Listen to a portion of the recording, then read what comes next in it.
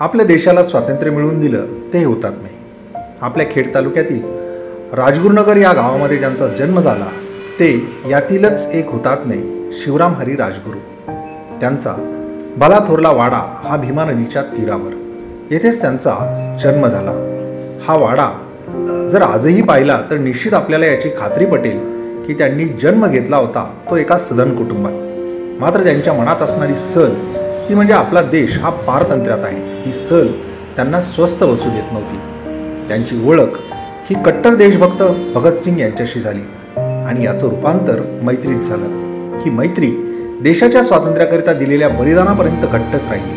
अशा या हुतात्म्यांनी आपल्या देशासाठी हसत हसत फासावर लटकणं पसंत केलं. इन्कलाब जिंदाबादच्या घोषणा दिल्या. या हुतात्म्यांचं स्मरण करणं हे आपलं आद्य कर्तव्य आहे आणि यामुळेच या विभागाचे त्यावेळेचे जे खासदार होते शिवाजीराव आढळराव पाटील यांच्यासोबत इथली जी हुतात्मा स्मारक समिती आहे त्यांच्यामध्ये एक समन्वय झाला आणि त्यांनी असं ठरवलं की एक पोस्टाचं तिकीट हे या हुतात्म्यांच्या नावे असावं आणि त्यासाठीच पुढे त्याचा पाठपुरावा केला गेला. हे पोस्टाचं तिकीट काढण्याकरिता हुतात्मा स्मारक समितीने मोठ्या प्रमाणावर पुढाकार घेतला आणि त्यावेळेचे जे खासदार त्यांनी देखील यासाठी पाठिंबा दिला. अशा या हुतात्म्यांचं स्मरण हे आपल्याला कायम राहावं यासाठी त्यांची प्रतिमा असणारं पोस्टाचं टपाल तिकीट काढण्याची कल्पना ही समोर आली. त्यावेळेचे खासदार शिवाजीराव आढळराव पाटील यांनी प्रत्यक्षात ती साकार करण्यास सर्वतोपरी अशी मदत केली.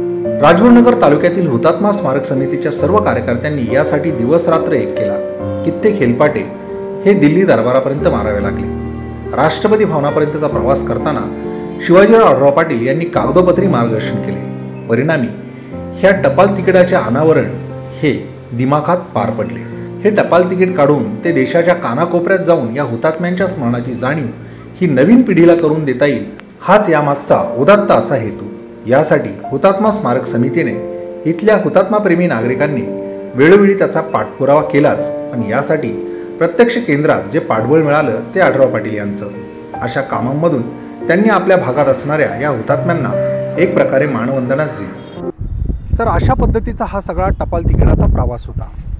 जे शहीद आहेत त्यांच्या स्मरणार्थ हे टपाल तिकीट राजभवनात अनावरण करण्यात आलं आणि आपण पाहतो की कशा पद्धतीने देशासाठी ज्यांनी बलिदान केलं ते हुतात्मे, त्यांच्याविषयीच्या या आठवणी ह्या आपल्या दृष्टीने किती महत्त्वाच्या आहेत. त्यासाठीच त्यावेळी हुतात्मा स्मारक समिती असतील, सजग नागरिक असतील, त्यासोबतच या शहीदांविषयी ज्यांना आस्था आहे अशा सगळ्यांनी पाठपुरावा केला. निश्चितच केवळ राजगुरुनगरच नाही तर संपूर्ण आपल्या देशासाठी हे अभिमानास्पद आहे असं म्हटलं तर वावगं ठरणार नाही. येत्या काळात देखील आपल्या दृष्टीने अशीच कामं होणं अत्यंत गरजेचं आहे. ह्या हुतात्मा स्मारकाची मध्यंतरीच्या काळात दुरावस्था झाली होती. हा वाडा जीर्ण होऊन त्याची पडझडही झाली होती. हे स्मारक सुस्थितीत आणण्यासाठी हुतात्मा स्मारक समिती स्थापन झाली. त्यांनी वेळोवेळी याकरिता आंदोलनं देखील केली. त्याचा शासन दरबारी पाठपुरावा केला. या कामी देखील माजी खासदार शिवाजीराव आढळराव पाटील यांनी केंद्रात या मागणीचा विचार करण्याचा आग्रह धरला. आज वडू तुळजापुरातील संभाजी महाराजांच्या स्मारकाचे काम केल्याचा दावा केला जातोय. हे करत असताना आपल्या देशाकरिता बलिदान दिलेल्या शहीदांच्या बलिदानाचं स्मरण करणं देखील तितकंच गरजेचं आहे. YouTube today's bureau report, Pune.